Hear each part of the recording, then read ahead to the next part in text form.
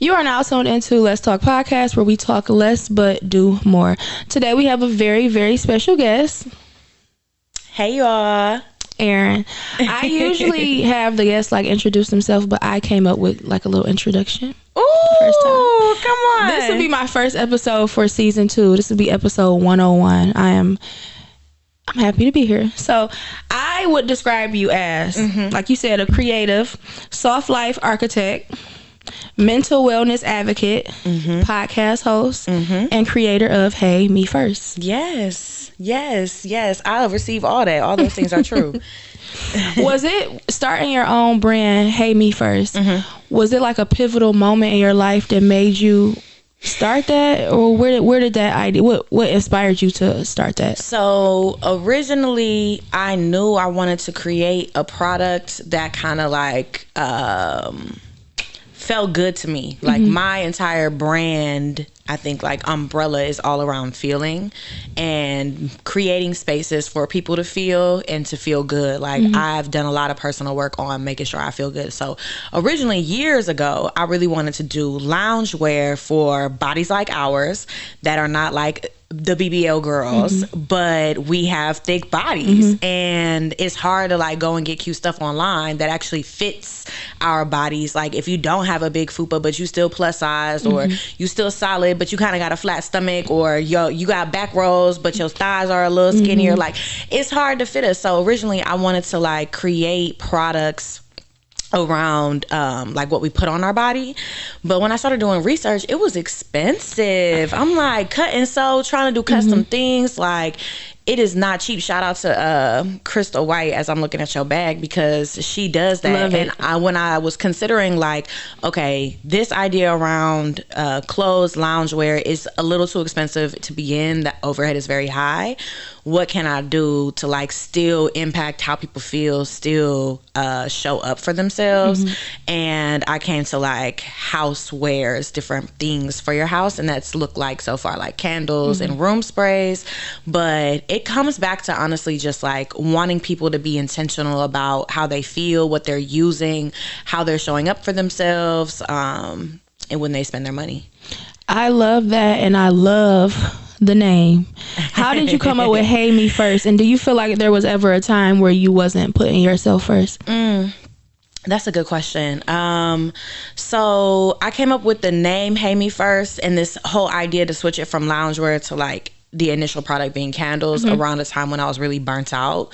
5 years ago now, I left 6. No, that's not true. 2021. So yeah, 4 years ago, I left my PhD program in Ann Arbor and decided I was going to move to Detroit, become a full-time entrepreneur, and just figure it out. And the first year, that was fun. And then going into that second year, I was oh my gosh, I'm burnt out. But we got to keep going. This is how we paying our bills. This is what I said I was going to do. So by the time I got to year 2.5, 3, I'm oh, I got to put me first. If I keep letting every other thing, situation, family member, friendship, whatever, come before what I need for myself, I'm never going to be able to show up for myself. So it became a phrase that I would say all the time. And then one day I was oh, that's the name of the brand. Hey Me First. Hey Me First has to be the name of the brand. I love, how would you define mental wellness? Because it's a mental wellness brand. How would you define mental wellness in the most realistic way? The most straightforward? Because when I did my research and I was just looking at different podcasts, different videos, everybody had a long drawn out definition. So how would you describe it in layman's terms? Mental wellness to me is being whole, finding a space to figuring out what you need to feel whole. So it could be that you need to quit your job. It could be not as scary as that, and it might mean that oh, I need to spend the first 10 minutes of my day sitting outside in the sun. It could be oh, I need to make sure I eat 3 times a day, and they're mostly unprocessed whole meals. Mental wellness could also be I need to set these strict boundaries with people. So I think there's so many ways. It's so individualized on what people need to be well, but it is figuring out what you need to be whole and well. I feel when you're whole, you're well. That is crazy you said that, because one of the things I've recently started last month was eating 3 times a day.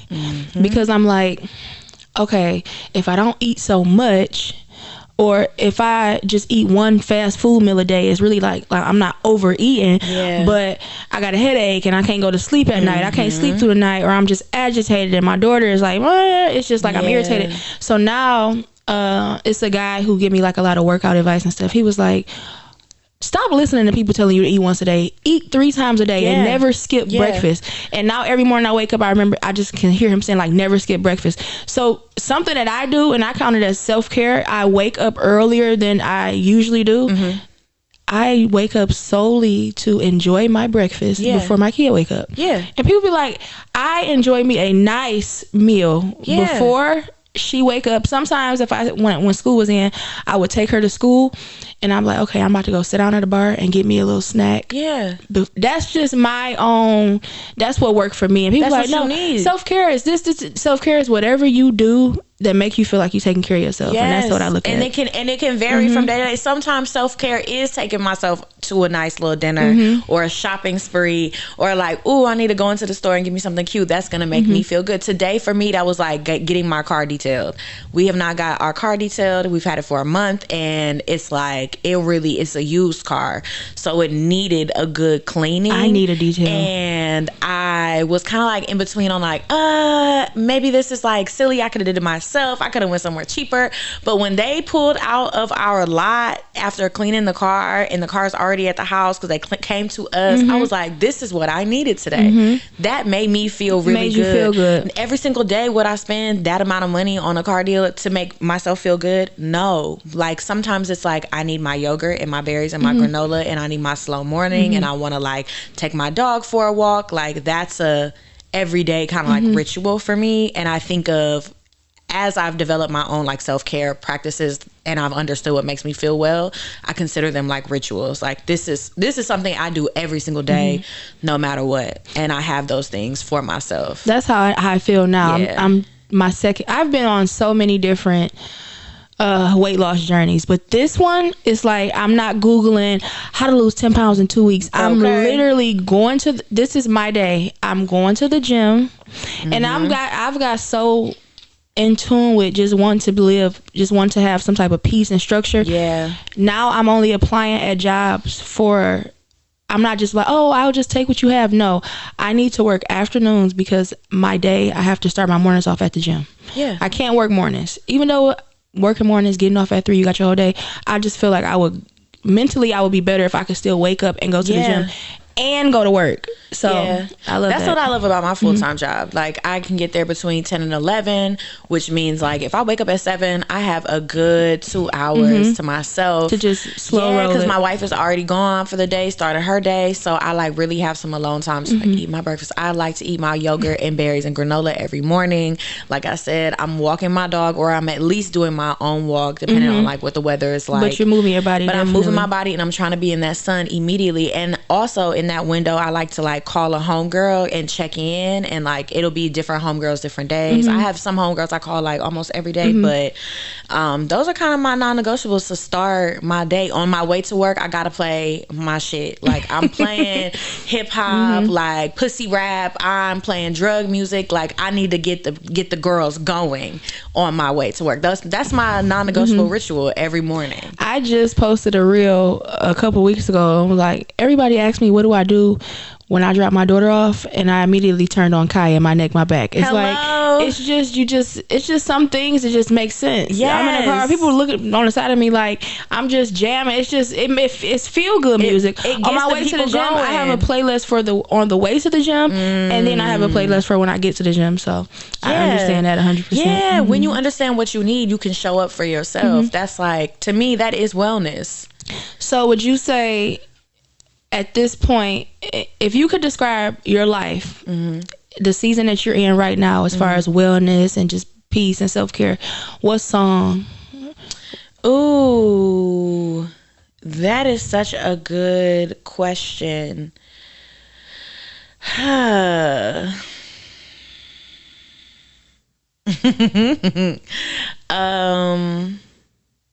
really like I really, really like Charity's new song, Uncomfortable. I feel like that's probably one of the songs that's like a theme song for my life right now, because I have done so much work on myself. You really got to go through God to get through to me, like to disrupt me, to throw me off, to really impact me. You got to go through a couple of people to really take it there. And God being one of them. So that would probably be my song. That's a good space to be in. Yeah. Because I feel like now I'm getting better, but people know exactly what to say to get to me. Like, I have to do the whole like ignoring thing, or just like, okay, whatever, have a good day, have the day you deserve. But I feel like certain people know exactly what to say. Yeah. Like, if I say this, she's going to respond. She's going to go crazy. So now I say, I see what you're trying to do. Yeah.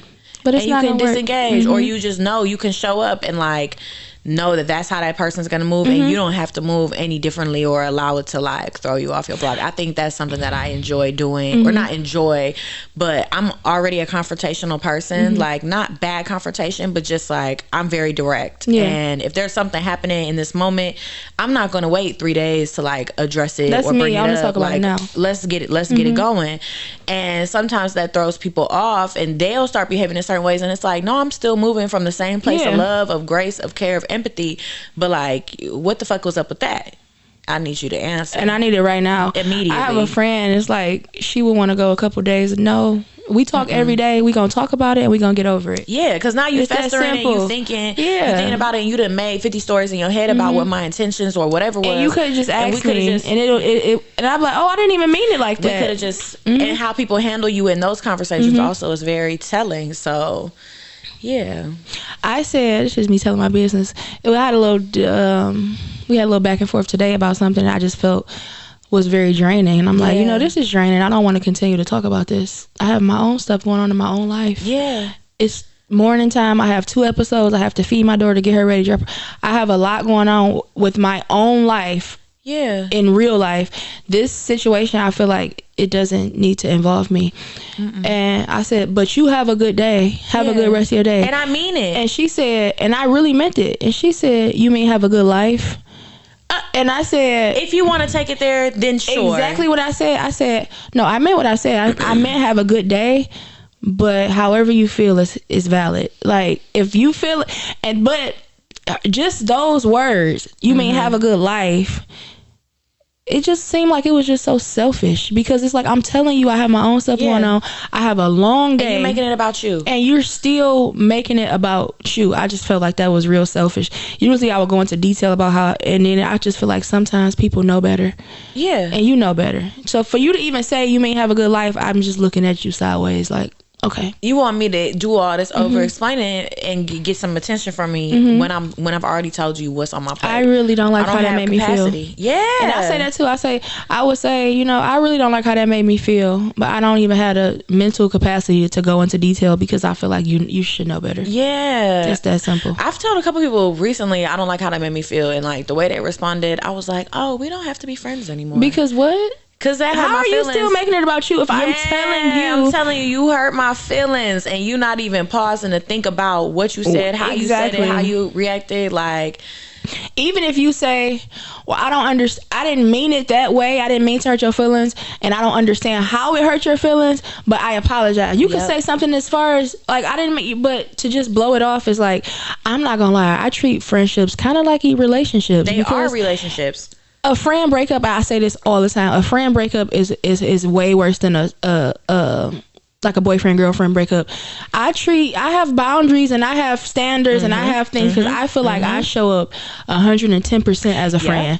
So you're not supposed to expect things, but I expect you to that's be. Exactly. I expect you to be there for me like I'm there for you. I had a friend breakup this year. It's my first one in probably like 5 years. Oh my God. And it hurt my heart so much. I'm a big feelings girl in general, and I'm not shy to tell people how I feel about things, what I'm going through, what I'm experiencing. Like, all of that is because I understand like how important it is for people to understand your feelings.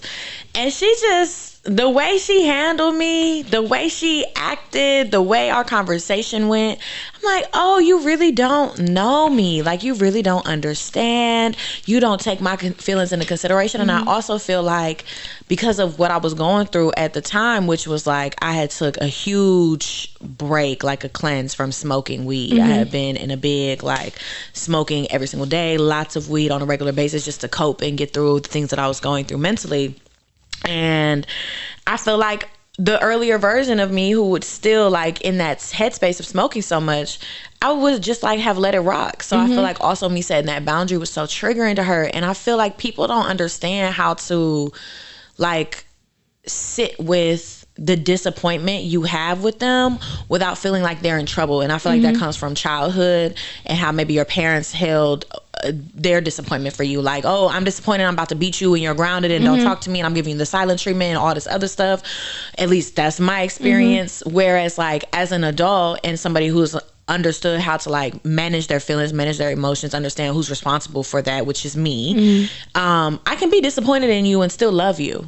And I think that in itself sometimes can set people off. And I feel like that's probably what happened with your friend. Like, you're like, have a good day. I have this going on. This is a lot. This is selfish. I hope you have a good day. Let's talk about this some other time. And that was just today. And this is a person I talk to all the time. Yeah. But I had a friend break up this year too. And it was me simply, her doing something, me simply saying, I don't like how that made me feel. Yeah. That was kind of, I don't like that. Yeah. And she said, you always see your feelings, click, hang up, and we have not talked. And this was in February. Because what needs to be said after that? And this was in February. And I'm saying, like, I'm the person where I say I don't like something, you say, oh, whatever. We talk about it, we move forward. This was in February, and I just seen her for the first time last Saturday. I was at this club, and I seen her. And I literally felt how you feel after you break up with a boyfriend. Like, it was so awkward. It was just, and she was just like extra as just the person that she is. And my feelings just was hurt all over again because this was my homegirl. That happened to me when I saw my friend. And I'm like, oh my God. Oh, okay. Yeah, like got it. It's crazy. But then after that, I was like, when I really thought about it, I'm like, oh, I don't necessarily miss her. And I realized how much of the work I was doing in our friendship, emotional work, how much of just like our space and time like was taken up by me providing things. And I'm like, oh, actually, I wasn't getting that much like what I needed in the way that I needed a friendship. Not that she wasn't a good friend in what I needed at the time, but like when I think about what I really need, not just convenience or just like what makes sense like for when the moment, but like, you like, okay, I'm like, really at a deeper level, like I wasn't receiving as much as I thought I was, and that like allowed me to reflect. But the first time I agree. I'm like, oh, this do feel like we broke up. Like, girl, we are not.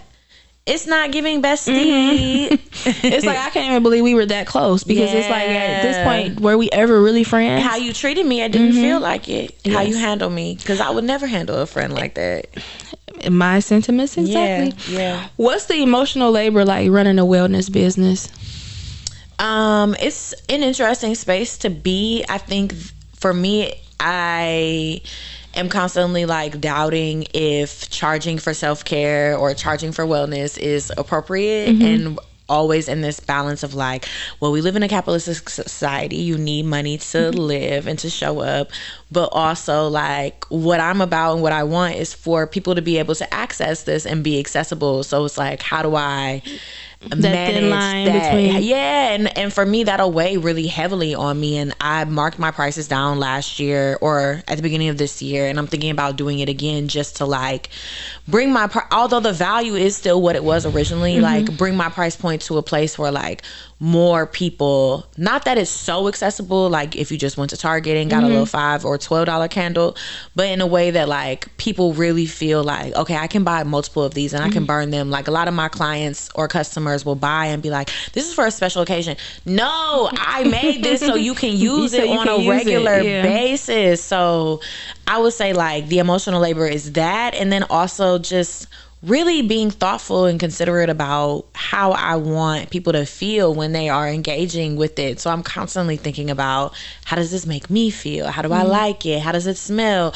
Is this giving the right feeling? Do these colors make sense? Do these materials make sense? So it's not like a heavy, but it's a constant, if that makes sense. It makes sense. What's the most affirming feedback you receive from a customer? Two things. One would be the way that my candles don't really affect people who have like allergies and asthma in the same way that other candles do. Good. Yeah. Which was literally how I created them. They're non-toxic, they're phthalate free, they're vegan, they're made from coconut soy wax. I use clean ingredients. I use clean ingredients as much as I can. And so that's basically at this point at this scale, like everything is clean and recyclable and biodegradable. So somebody like multiple people messaging me about the way that they're able to burn it, or they were gifting it to somebody with no flare-ups and with no flare-ups, no issues, no irritation. That is probably one of my favorites. The other thing, or most affirming, the other things that have been really affirming is like, I can not only smell this candle when it's not burning, but like I'm looking to burn this like as soon as I walk in the house. I can't wait to smell it. I can't wait to smell it. I can't wait to use it. Somebody was at a pop-up that I had where I did a limited edition candle, and she messaged me immediately. She was like, as soon as I get in the house, I burn it. Like, even if I only have 15 minutes, which is not how you're supposed to burn my candles, but like, even if I only have 15 minutes, I'm burning it for the 15 minutes. Like, I need to smell it in my veins. So that made me feel good, because this person is not like a friend, a family member, or even in my network. So you know, like, it's sincere. Yeah, it was sincere. You meant that. Yeah. What's your most favorite scent for your candles that I have right now? I would think my favorite, it really depends on the mood, because that's how I create them. I feel like you can burn them. I have 4 scents right now in stock, and I feel like you can burn them each throughout one day, like depending on your mood, you know. So for me, I love burning Clear the Air first thing in the morning. It feels very fresh, it's very clean, it's very like, let's get it going. And then I like to burn like Home Base or Smoke Jazz, which is like my limited edition candles that are like more vanilla. I love vanilla. Like sandalwood. Those are like my middle of the day base kind of candles. Like they gonna just get the vibe going. It's just gonna feel good and smell good in here. But then at night, depending on my mood, like I'll either want to burn Come Over or Soften Up. They're both softer scents, but like one is more floral and the other one is like sweeter. So I love the names too. Thank you. It depends on like what I'm feeling. I would say right now my favorite candle to burn is Home Base. Home Base. Yeah, okay. It's Home Base. You're recently married. Congratulations. Thank you. What has your relationship taught you about self-care? That I have to prioritize it even more. I think especially like that first year of marriage, because I'm still in it, your perception of what is supposed to happen is like everything that you do is supposed to be together, or like, you know, we're in a newlywed phase, so it's gonna be like just us, and that's not, one, realistic, and 2, healthy. So I have been, I think, even more of a stickler coming into this year of like, hey, we do everything together. Like, we was like that before we got married, but I need to really make sure that I'm doing these small things for myself day over day, because this is not sustainable. Yeah, that's very realistic. Yeah, because I feel like a lot of times, even with when I get into like little shindigs, I'm like, it's just like fireworks. We're just together. We're together. It's so easy to and throw I kind of feel like it's me being an Aquarius, because I feel like once it's like that, it's like now, well, not recently, because I have decentered men, but now I feel like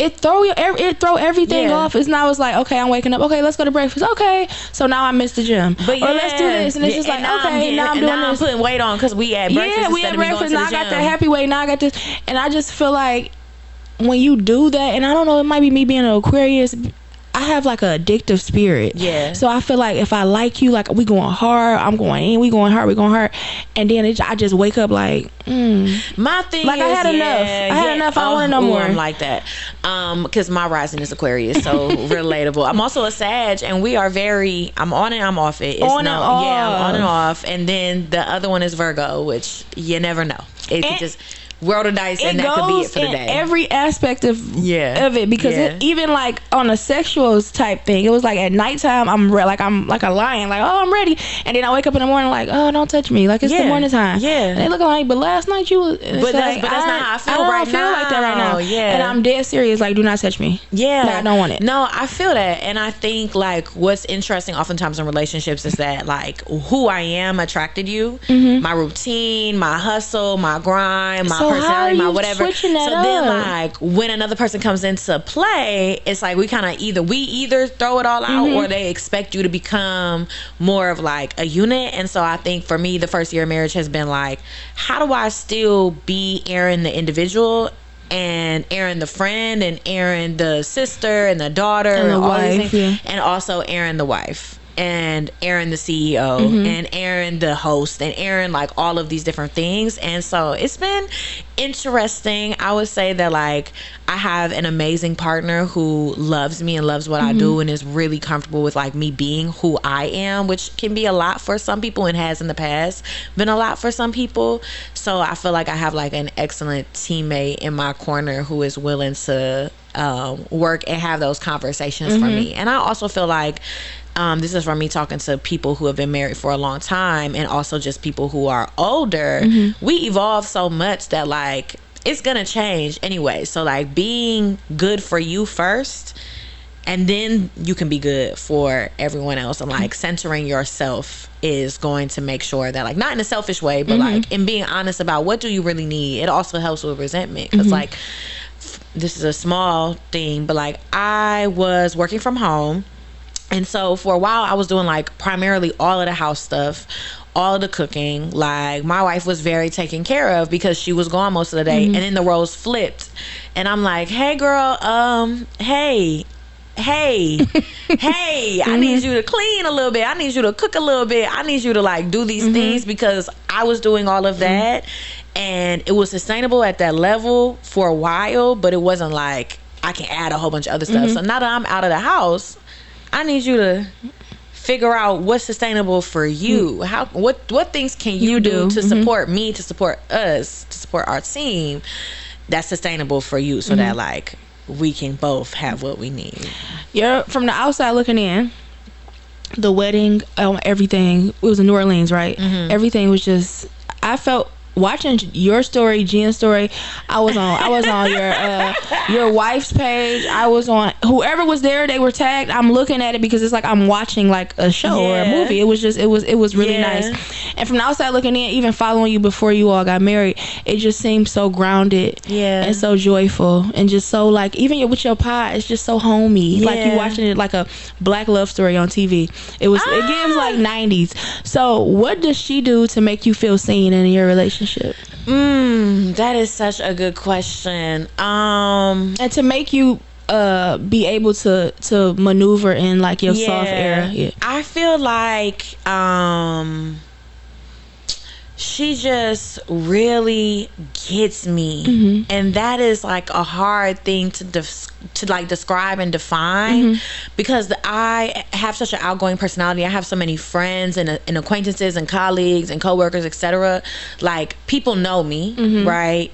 And even some of my friends, they know me very well, but not everyone really gets me. And I feel like she has seen me bare, not like clothing wise, but like raw and vulnerable, and she's seen me like navigate some really heavy feelings that I've had, some like grief with my parents, with my grandmother, with just like disappointment, just all of that. She's seen it, and she's like held space for me. And I think because she really understands that and how I think about things and how I move, it just, I don't know, it's just like I'm free to be myself. Like I don't ever feel, since the moment I've met her, I've never felt the need to like be somebody else or mask in any way or just like perform. I've just been able to be like very raw with her. When I met her, I was dating a couple of other people, and I told her that, and she was like not pressed about me not dating those people or moving or anything. And then like one of our first conversations one-on-one, I had to ask her some real questions because there were a couple of rumors floating, and so I like got right to it. Yeah, like, right to it.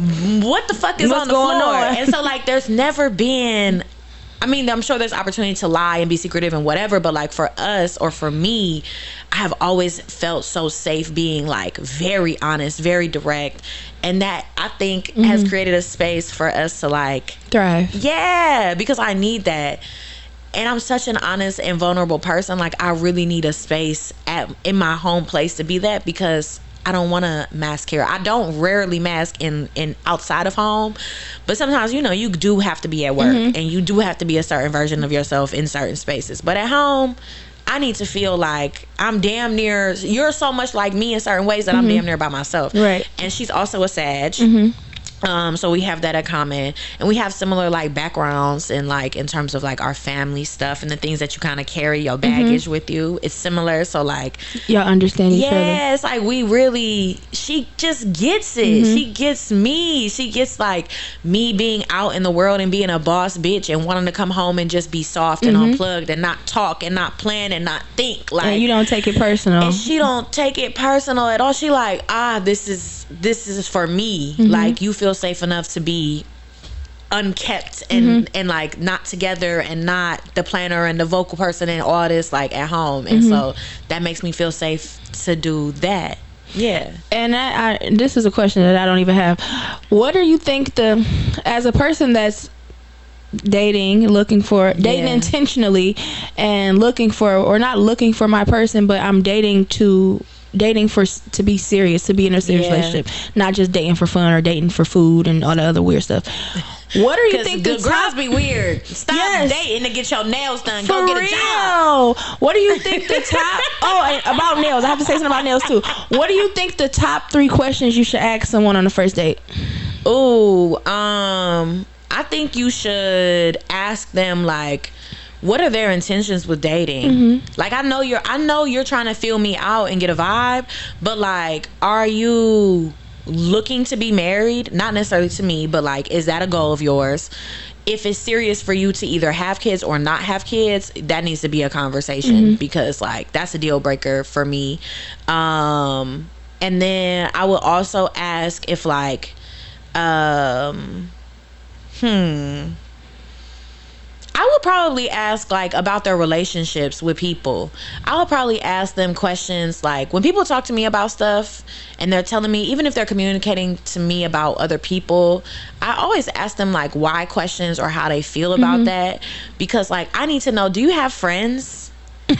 And like, people can tell you they have friends, but like, do you have real friends? Do you have friends? Like, are you close with your family? And everybody's not close with their family. I'm not super close with my family, but like, I have a dog ass community of friends, and I don't play about my friends, and my friends don't play about me and how I talk about them, how I feel about them, all of that. Like, they help me think about the world differently. They help me be honest, be accountable, all these other things.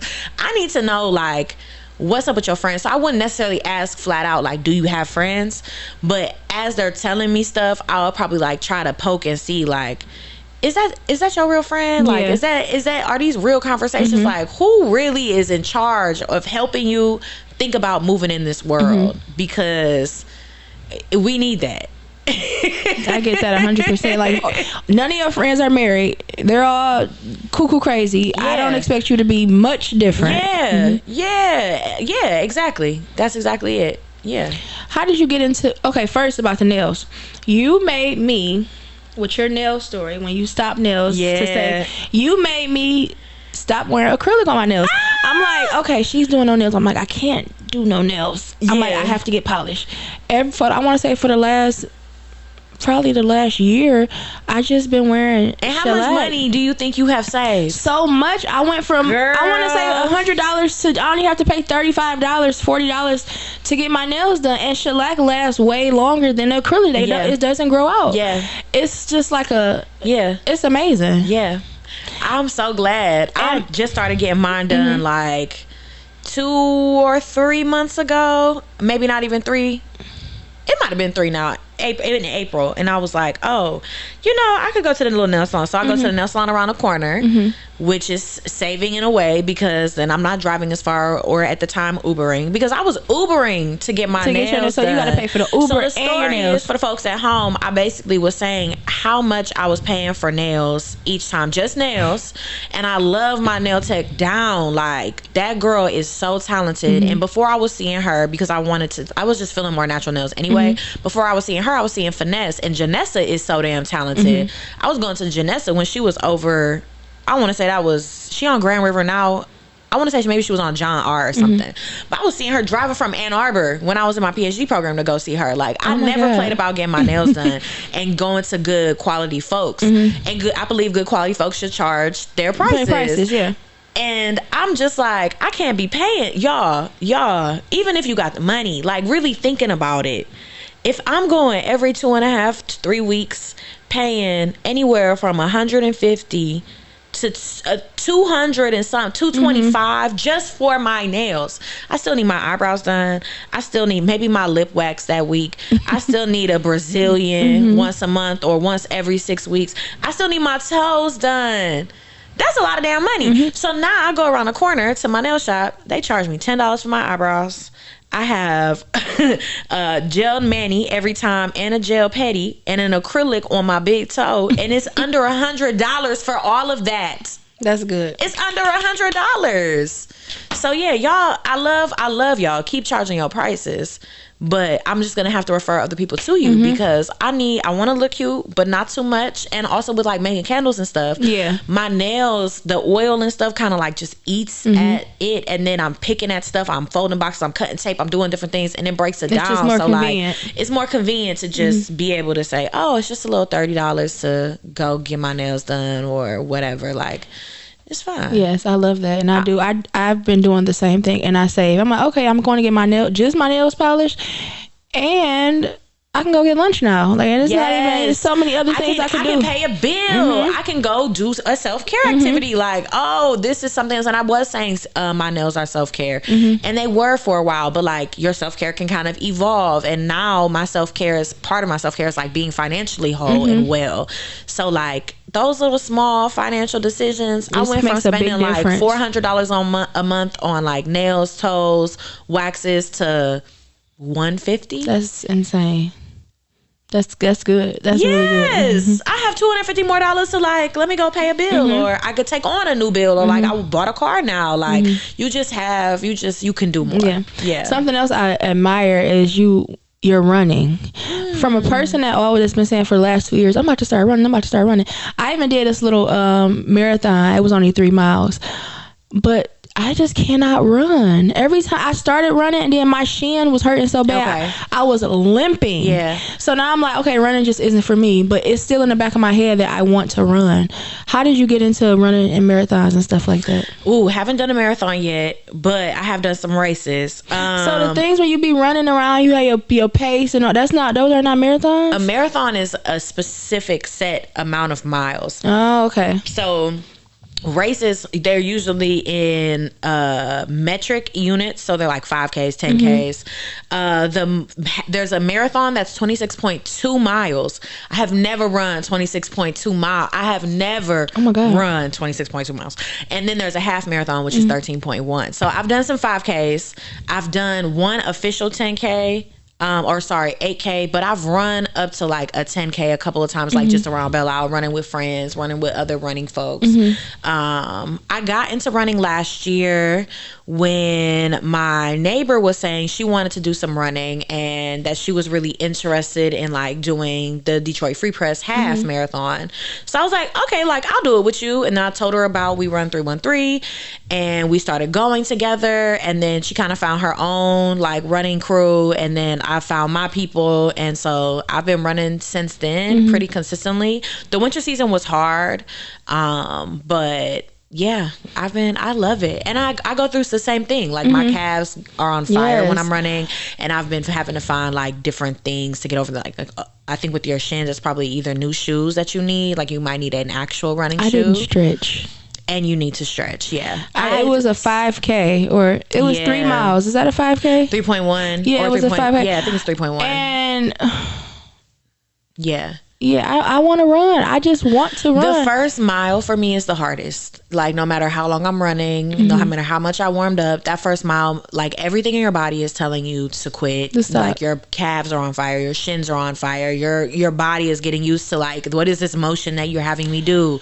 It doesn't matter if I ran yesterday, I could run today, and my body's still like, girl, we hate this, quit, whatever. Going to the gym every day and then doing that 5K, when I tell you for like a week after that, my whole entire body was sore. Running is a full body workout. I'm like, how is everything hurt? Yeah. I thought I was getting sick, but I'm like, no, I'm just sore. You're just sore. My favorite thing about running, though, is that it's a mental workout for me. That was my next question. What does it do for you mentally? It's so mental. It's so, because like I just said, everything in my body is like, girl, quit, quit. And I have to remind myself, like, you know, as caveman, or when we were original humans, our body was set up so that, like, if we were experiencing this adrenaline or these endorphins, it's because we're running for our life, right? We're being chased, like we're literally about to is do or die.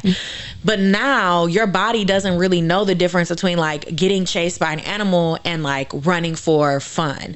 And, like, that same chaos in your brain that is like, go to find a place of survival and then stop and then catch your breath, and, like, we want to relax, like, we need to get to a place where we can come back to relaxing, is something that, like, you have to come up against. So, like, I'm literally rewiring my brain every time I run to understand that what I'm experiencing is not the end of the world. It is not the hardest thing that I've ever done. I have done this before. My body will catch up. My mind is more powerful than my body, and if I can train my mind to do this, to go one more step, to go one more, like, mile, to go one more corner, then, like, I've beat my body in a way, and, like, that in a way is like rewiring that. And so that's my favorite part about running, because we come up against hard shit all the time. Like, you're either broke, or, like, you're trying to change jobs, or you're in a difficult situation or relationship, or it's like you got notices on your door, whatever the case may be. But, like, understanding that, like, whatever you're experiencing, you can get through it. You will get through it. You have the power to do it. It's in your hands is something that I feel like is such a powerful tool. And so then I show up in other workouts like, oh shit, I could do this. If I could run 6 miles, I could do anything. And it don't even have to be a fast 6 miles. I'm not the fastest runner. I'm a slower runner. But, like, I still do it. I still do it. No matter how long it takes, I still get it done. And that's why I initially started to want to run. I was in a TikTok rabbit hole, and it's like talking about mental health and everything. And mostly everybody say they run or they do some form of workout, and it really get them through whatever they're going through. It's a cheat code. It's a cheat code. Literally, dopamine releasing in your body, endorphins, like, all of the cortisol is, like, dissolving. It is such a cheat code to feeling better. Getting your heart rate up is such a cheat code. Like, even with Chelsea and her brand Flexology, this is my second time being in her cohort, and I'm like, oh, it don't even always have to be that intense. Taking 5 minutes to just touch my toes, sit in a straddle, sit in a little legs crossed applesauce, put my hands up, wiggle side to side, and I'm feeling a little better. I didn't even have to do anything intense, like, and that I am an able-bodied person, but, like, there are ways to do that in your chair or like in your bed or whatever, that just, like, rolling your ankles out, rolling your wrists out. These things make a difference. Yes, it does. And can, like, that much quicker change your day from, like, being a shitty one to one where you feel like, oh, I have enough. I can get through this. Like, I can get through this. You wear many, many hats. What inspired you to start a podcast? Love the name, by the way. Thank you. Heavy on the Feelings was started with the idea in mind of, like, fusing my love of cooking and caring for folks, and, like, the conversations that happen around full meals, and not necessarily like, oh, because we're together and we're eating, we're going to talk or be more vulnerable, but like, when your body has what it needs, you can show up differently. And so, like, I was attempting to fuse these things, and Heavy on the Feelings just felt like it just felt right. It just felt right. I felt like it was a time to step from behind the camera and helping other people with their shows, or doing a lot of the research and writing I was doing in grad school, and like I can do this for myself, and I want to try to see what that's like to do it for myself. And what better thing to talk about as a girl who has many feelings, and my Twitter name used to be like the Many Feelings Girl, because I do have a lot of different, well, we all have a lot of different feelings. I'm just not shy about telling them and sharing them. Yeah, because we all do. What's your favorite podcast episode that you've done so far, this far? Yesterday was actually the 3-year anniversary of the premiere party for Heavy on the Feelings, which is crazy. Congratulations. And we've done 7 episodes total. I would say my favorite episode,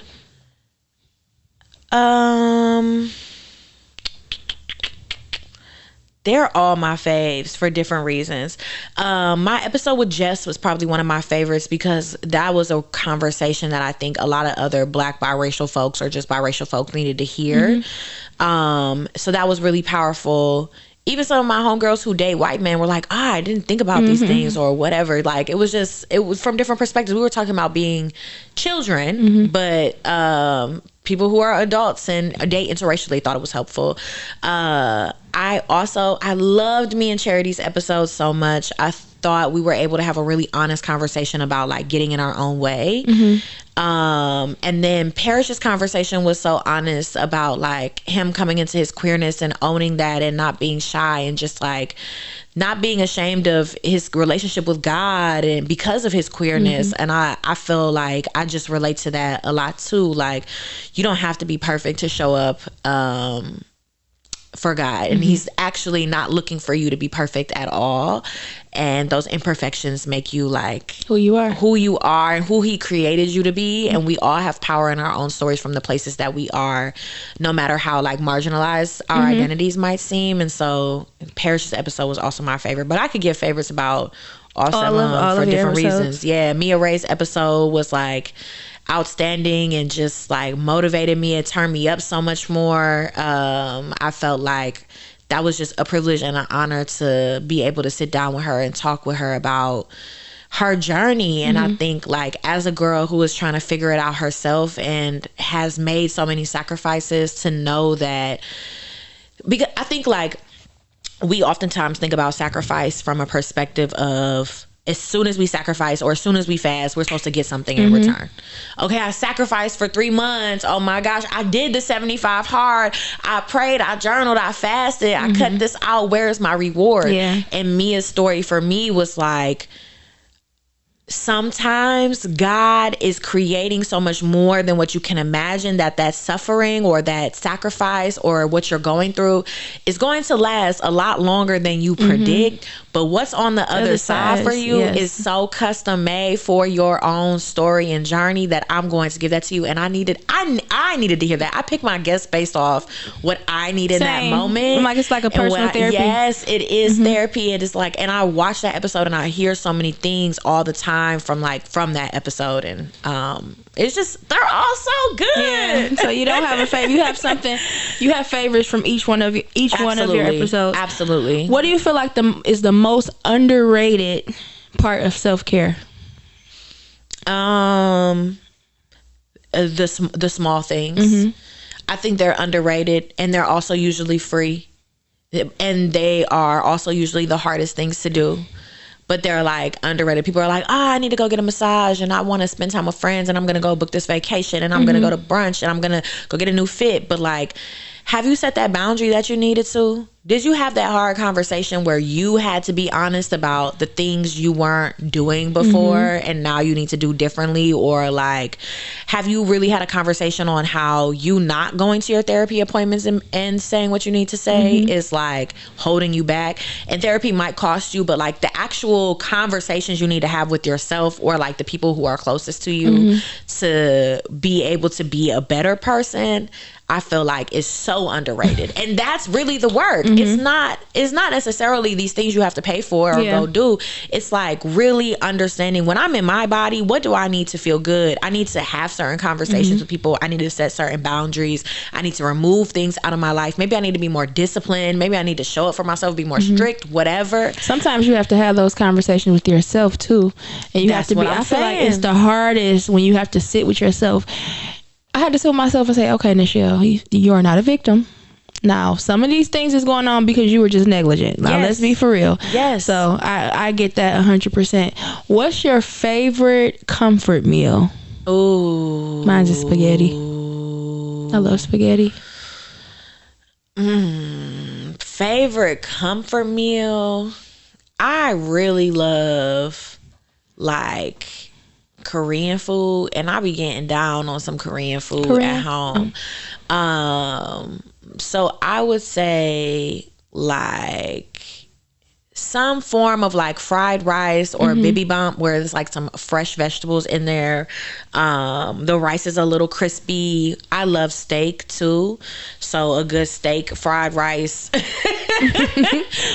fried rice. I never heard of steak fried rice. Yeah, well, you just you fry the rice and then you just cook your steak and you put your steak on top. It's so good. That's what you get when I go get hibachi. I always get chicken fried. Oh, I'm coming steak fried. I'm gonna have to try that. Yeah, keep the shrimp. Give me the steak. When is the last time you cried happy tears? The last time I cried happy tears was probably about a month ago. I got like we officially had our first production meeting for a project I've been wanting to do for so long and feel like I've manifested it. I've prayed for it. I have been so excited about it, and we had our first production meeting. I remember getting off that production call and like I recorded a little where's my phone? I recorded a little audio. I'll play it for you. But like I immediately pressed record and like you can hear my raw emotions and my feelings, and I was crying and I was like, this is such a blessing and a gift. Like, how often do we get to take a moment to say like, I'm living in an answered prayer right now? I seen that on your notes and I'm like, I resonate with that. So yeah, it's becoming a mantra for me. Like, I'm living in an answered prayer. I'm so focused on not all the things that I'm not doing, but all the things I haven't done yet. So I don't really beat myself up about like, oh, I said I wanted to be here by this time. But I'm like, I can just see in my mind like, oh, I know where I'm going. And sometimes I'm only focused on that I forget where I am right now. 3 months ago, a year ago, 5 years ago, 10 years ago, 20 years ago, this is something I prayed for or wanted or wrote down and manifested. Like, this was important to me. So yeah, I felt like I was living in an answered prayer at that moment, and still am. I'm still working on the project, and it feels so good. That's beautiful. Yeah. What's something you want more of in your life right now?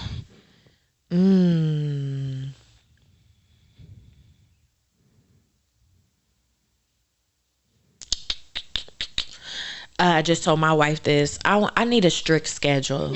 Like, not strict in terms of like 6 a.m. I do this, and then 7 a.m. and then at 7:10 or 7:10 at 7:10 I do this.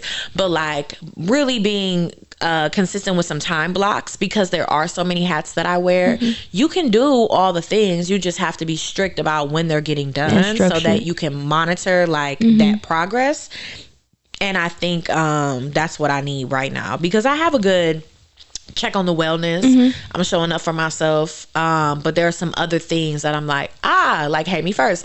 I haven't been promoting that as much as I would like. We still doing sales and it's still getting orders shipped every week, but I could be promoting a little more, giving it more. Like, if I give it an hour a day for the next 6 months or 3 months, like, I think that would look way different than me every other week outside of packaging orders, like thinking about it for 30 minutes or an hour. Just like allowing myself to be intentional about how I spend my time across all of my different passions.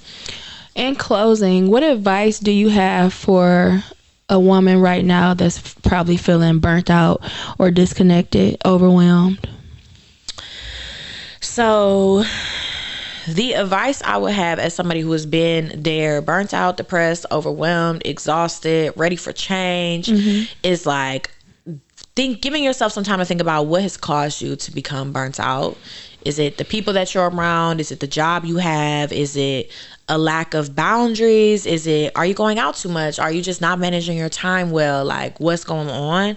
And once you really have those like problems, this is basically a SWOT analysis. Once you have those problems laid out, or those points, you can really start saying like, okay, here's how I want my life to feel. What sorts of things do I need to bring into my life, or to remove or change, that are going to help me feel that way? And let me start telling some people that are close to me, that I trust, here are the changes I want to make, or here's what I need from you, or here's what I need for myself. Hold me accountable, or I'm holding you to this, and start moving from there, like one thing at a time. Yeah. Thank you for that. I really, really, really appreciate you for coming on. I appreciate you for just being you. Thank you. You are a really like a light in social media, where every day I battle with, I just want to delete Instagram. I'm sick of it. Yeah. And then it's those certain accounts that just like, okay, it's what's the word I can use? Refreshing. It's refreshing to see you are a light. You inspire so many people, just being you, just being vulnerable. I love how you're in tune with your feelings, and how you express that it's okay to have feelings. I am a person where I was just telling the guy, like I like you, but you're not showing up how I need you to. And me having my boundaries, I'm going to have to cut you off. I'm sorry. Yeah. I'm sorry. Yeah. When we vibe, but it's just not vibing enough. So I just love that I'm in a space where I can just have feelings, and I don't feel like stupid for it. Yeah. Or less than. In a generation, in a society right now, especially on social media, your one page is telling us to express ourselves and be who you are and have feelings, and you should be able to express your feelings. And then we got a million other pages that's saying women should act like men and be nonchalant. So I just feel like you being that one page is really refreshing. Aww, it is. I love that. And reassuring. So thank you so much for coming on. I'm so excited for this episode. I received that so much. Thank you. And JG usually comes in at this time. He's listening. Thank you for saying that. That means a lot, because I don't post that much, because I too get bogged down by like people's bullshit, and just like, especially when I know of people, I'm like, this is so performative. Like, this is not even who you are. And because I do self-care and wellness, actually, when I really know a person, and it's just like, why are you like this? Yeah. And because I'm in the self-care and wellness space, and I'm going to be taking that up more. Like, I want to become an instructor, and that's great. Really like take it there.